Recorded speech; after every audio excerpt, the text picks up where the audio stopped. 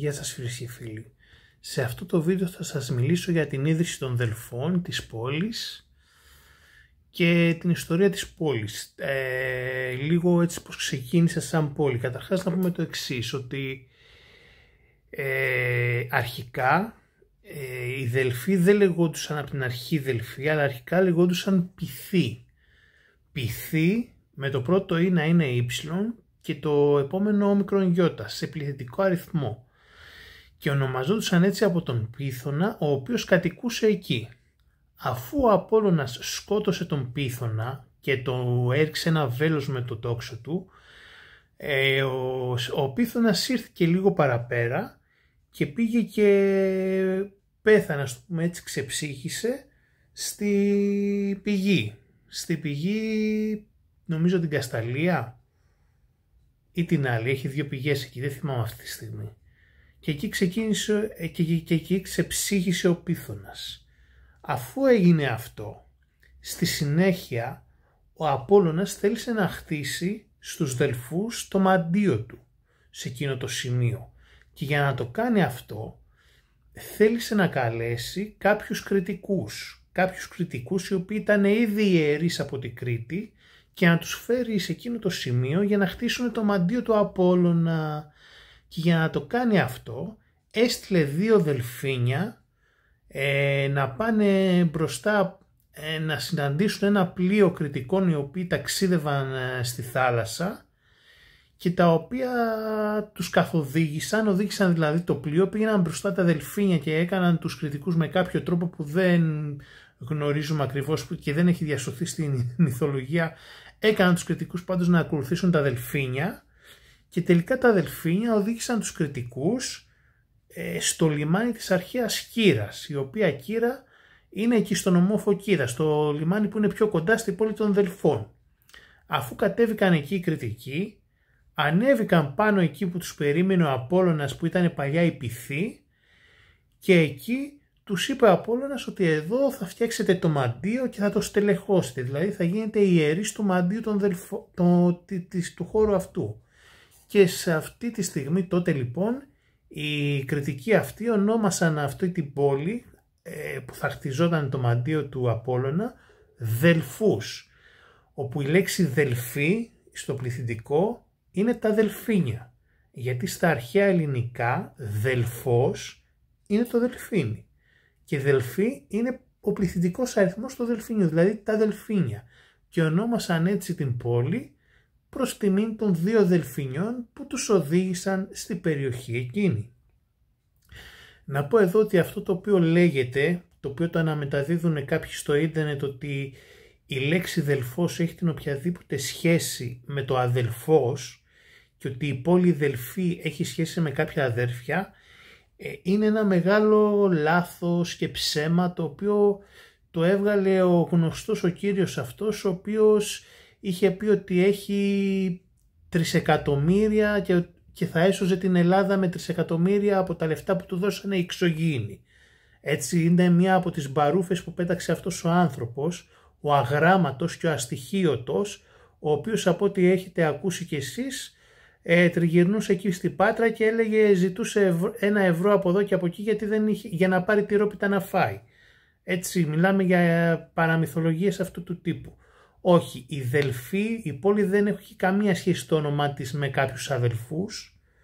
Είπαμε, η λέξη Δελφός στα αρχαία ελληνικά ήταν το Δελφίνι και η πόλη των Δελφών ονομάστηκε έτσι από τα Δελφίνια που οδήγησαν τους κριτικούς σε εκείνη την περιοχή για να στελεχώσουν το μαντίο των Δελφών. Και επίσης να πούμε εδώ ότι στην αρχαία Ελλάδα η λέξη αδερφός, την οποία τη χρησιμοποιούμε σήμερα, δεν υπήρχε καν σαν λέξη. Όταν ήθελε κάποιος άνθρωπος να μιλήσει για τον αδερφό του ή την αδερφή του, έλεγε ο κασίγνητος και η κασίγνητή μου. Δεν χρησιμοποιούσαν τη λέξη αδερφός, δεν υπήρχε καν στο λεξιλόγιό τους, υπήρχε η λέξη κασίγνητος στους αρχαίους Έλληνες. Αλλά φυσικά ένας τυχαίος αμόρφωτος άνθρωπος από την Πάτρα, ο οποίος είναι απατεώνας, ο οποίος δεν έχει να φάει και ζητιανεύει 1 ευρώ για να πάρει τυρόπιτα και σκαρφίζεται ολόκληρο παραμύθι, απατεωνιά ότι έχει 3 εκατομμύρια που θα σώσει τον κόσμο, Τι περιμένεις από ένα τέτοιο άνθρωπο? Περιμένεις κάτι σοβαρό να ακούσεις? Φυσικά και όχι. Γι' αυτό λοιπόν έχετε λίγο υπόψη στο μυαλό σας ότι αυτή η μπουρδα που αναπαράγεται, ότι η Δελφή είναι αδελφή και τα λοιπά, είναι, ξαναείπα, μια μπουρδα η οποία ξεκίνησε από αυτόν και δυστυχώς διαπίστωσα ότι διάφοροι άλλοι άνθρωποι την αναμεταδίδουν και την έχουν αναμεταδώσει, όπως την είχε αναμεταδώσει και εκείνος πώς λεγόταν τώρα, ένας Σαντορινιός, ο Γαλανομάτης, πώς τον λέγανε αυτόν, ο οποίος πήγε να μιμηθεί τον Σόρα και ήταν η αντιγραφή του Σόρα. Πήγε και αυτός να κάνει δικό του πολιτικό κόμμα, τον κανένα και κάτι τέτοια. Ακός χωρέστον και αυτόν, έτσι, μήνος χωρέστον. Αλλά όλο αυτό είναι μια μπουρδολογία η οποία βγαίνει, σας είπα, από ανθρώπους οι οποίοι είναι πρώτον τελείως άσχετοι με την ελληνική γλώσσα, την αρχαία ελληνική γλώσσα, δεύτερον είναι άσχετοι με την ιστορία της Ελλάδας και των διαφόρων πόλεων της Ελλάδας και γενικά είναι τελείως άσχετοι με τα πάντα και λέει ο καθένας ότι του καπνίσει, έτσι. Φαντασιόπληκτοι άνθρωποι οι οποίοι κοροϊδεύουν τον κόσμο με φούμαρα. Και λυπάμαι πάρα πολύ που πάρα πολλοί άνθρωποι τα πιστεύουν αυτά και λυπάμαι πάρα πολύ που πάρα πολλοί άνθρωποι έχετε σε υψηλή εκτίμηση όλους αυτούς τους απατεώνες που σας κοροϊδεύουν ψηλό γαζί. Και όσον αφορά για την ιστορία για τους Δελφούς, από πού προέρχεται το όνομα και όλοι αυτοί που σας είπα, μπορείτε να μάθετε για αυτή την ιστορία πρώτον από τα φωκικά του Παυσανία, που είναι μέρος του έργου Ελλάδος Περιήγησης, και δεύτερον μπορείτε να μάθετε και από τους ομηρικούς ύμνους. Δηλαδή υπάρχουν αναφορές σε αυτά τα πράγματα. Εγώ λέω κιόλας πηγές που μπορείτε να βρείτε τις αναφορές στην ιστορία που σας είπα. Τώρα από εκεί και πέρα τι άλλο να σας πω? Να σας πω επίσης και ότι το άλλο το οποίο ακούστηκε, ότι πώς τον λένε, ότι ο Πίθωνας τον οποίο σκότωσε ο Απόλλωνας έχει πάει στα Τέμπη και κοιμάται εκεί και ξυπνάει. Όλες αυτές οι βλακίες που ακούστηκαν για το ξέπλυμα του εγκλήματος των Τεπών ήταν πάλι βλακίες που δεν έχουν καμία σχέση με την πραγματική ιστορία, με την πραγματική μυθολογία κτλ. Και ότι ήταν πάλι βλακίες φαντασιόπληκτων που δυστυχώς πάρα πολλοί άνθρωποι τους ακούτε και τους πιστεύετε και σας κοροϊδεύουν ψηλό γαζί και δεν σας σέβονται.